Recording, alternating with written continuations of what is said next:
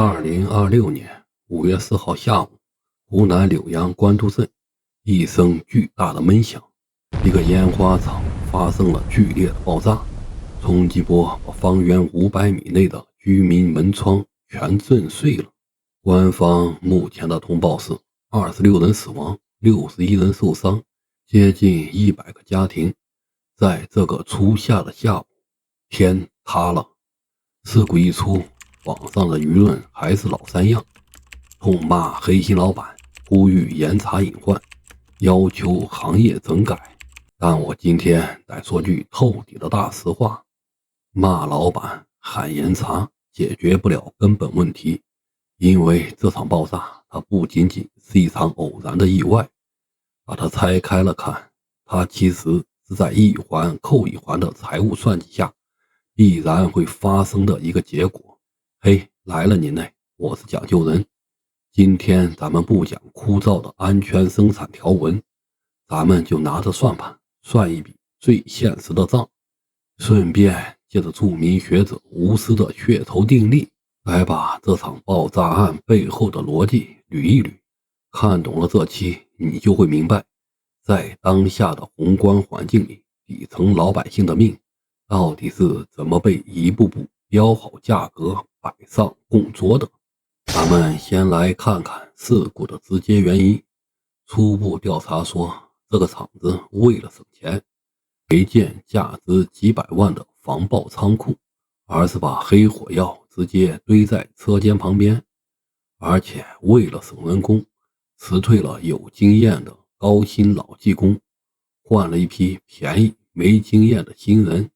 起火的时候，新人不知道该怎么处理，错过了最佳的逃生和扑救时间，最后导致了大爆炸。听起来这就是个老板为了赚钱不要命的典型案例。但如果你干过实体，你肯定会问一个问题，老板不知道火药堆在车间旁边会爆炸吗？他当然知道，那他为什么宁肯冒着掉脑袋的风险，也不肯花几百万建个防爆仓库？答案很无奈，因为他建不起。大家知道现在的实体企业真实的利润有多么低吗？在目前的经济大盘里，传统制造业、五金化工净利润也就是 1% 到 3% 左右。像烟花爆竹这种行业看着红火，真实的净利润也时时卡在 2% 到 4% 之间。一个净利润只有 2-3% 的厂子，你让他去买几百万的自动隔离屏障、实时感应器、防爆通风系统，他算了一下账，建这些东西，厂子明天就得破产倒闭。这就形成了一个死局，想活下去就没法做到绝对安全，要做到绝对安全，厂子就得立刻死。你可能会问，既然它不达标，那当地的安监和消防部门平时是干什么吃的？为什么不让它关门停业？这就引起了咱们今天要讲的第二层逻辑。在这，我们引用吴思先生的一个核心概念，血酬定律。什么是血酬？通俗点说，就是用暴力和权力的优势去榨取别人用血汗换来的财富。在古代，土匪下山抢劫，这是明着拿刀要血酬。但在现在文明社会里，这套逻辑是怎么运行的？方法很简单，制定一个所有人都无法完全达标的完美规则。当安全法规的标准定得很高，高到企业根本不可能做到的时候，结果就是所有的企业实质上都变成了违规企业。一旦每个人都有错，管理方就拥有了绝对的选择性的收割权。咱们来看看现在地方财政的宏观大盘。根据数据，2024年咱们全国的罚没收入已经达到了4522亿元，创下历史新高。地方财政对罚没收入的依赖度在 3%到 4% 之间。作为对比，美国这个数据3%左右。地方上缺钱，土地卖不动，体制内要发工资维持运转怎么办？罚款就成了最重要的来钱渠道。所以监管部门去烟花厂检查，看到火药违规堆放，他们会直接贴封条让厂子彻底关门吗？不会的，厂子关了，工人失业了，不仅没法收税，连罚款的来源都没了。现实中经常出现的一种模式叫养鱼执法，查出你的隐患，开一张让你肉疼但又不至于倒闭的罚单，比如罚个10万块钱，老板乖乖交这10万块，请注意，这10万块本质上已经不是为了纠正错误，这就是吴思先生笔下的血酬，说白了就是变相的保护费。老板交了钱，就等于跟监管部门达成了一种心照不宣的默契，我拿钱帮你补财政的窟窿，你给我一个继续违规生产的默许。不仅如此，很多地方还会强制要求企业去买第三方安全评估报告，企业得找监管部门认可的机构，交上大几万甚至几十万的评估费，只要钱交够了，现场的隐患再多，报告上的章依然是风险可控。这就是一套成熟的利益输送链条。好，咱们再来算算这笔账。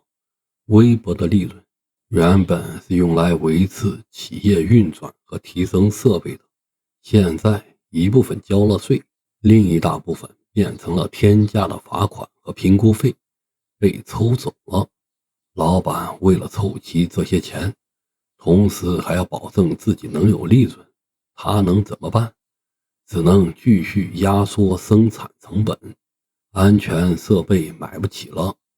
高薪的熟练老工人也被辞退了，换成了廉价的甚至没有经过正规培训的临时工。这就是经济学上的最冷酷的风险向下沉降。管理方拿走了罚单，填补了财政的窟窿，老板交了买路钱，保住了厂子和利润。危险从表面账本上被抹去了，但它并没有消失，它顺着利益的链条死死地沉降到最底端。沉降到哪里了？沉降到了那些连防爆常识都不懂的新工人身上，沉降到了那些每天坐在炸药堆旁边为了一天100多块钱糊口的底层老百姓身上。整个系统都在严丝合缝地运转着，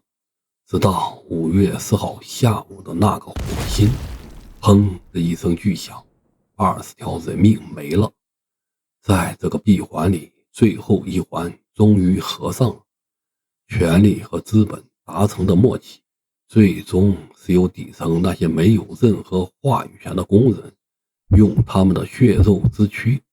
支付了最终的账单。这就是最真实也最让人无奈的血酬。朋友们，为什么这几年这类安全事故经常发生？你去翻宏观数据，就会发现一个很现实的规律：财政自给率越低的地方，事故的风险指数往往越高。东部沿海财政宽裕，事故相对较少，而中西部那些财政吃紧的省份，矿难、厂房起火、爆炸的频率就明显偏高。因为财政越困难，以罚代管的趋利性执法就越普遍，罚款抽血越狠，企业的安全底线就被击穿得越彻底。柳阳这场爆炸很可能不是最后一次，只要把安全法条当成创收功绩的逻辑还在，只要地方财政的缺口还需要靠实体企业的罚款来填，这种把底层人推上风口浪尖的隐患就会一直存在。讲究人今天做这期视频，不是为了煽情，在庞大的系统机制面前，单纯的呼吁往往苍白。我只希望屏幕前那些还在厂子里打工，在工地上卖力气的普通人，能看透这层逻辑。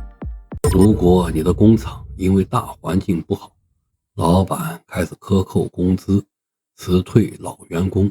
对安全隐患睁只眼闭只眼，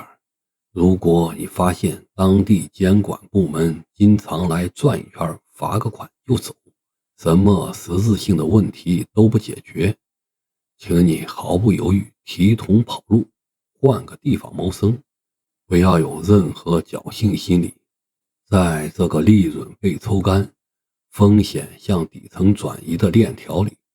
老板的资产是资产，管理方的业绩是业绩，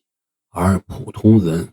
往往只是这个账本上用来填补风险成本的一个数字。护住自己的命，远离那些正在被过度抽血的危险之地，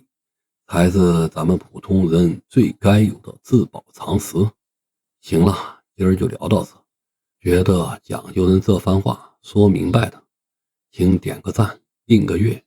评论区咱们聊聊，你身边有没有这种以罚代管，逼着企业砍掉安全预算的真实案例？咱们下期接着聊。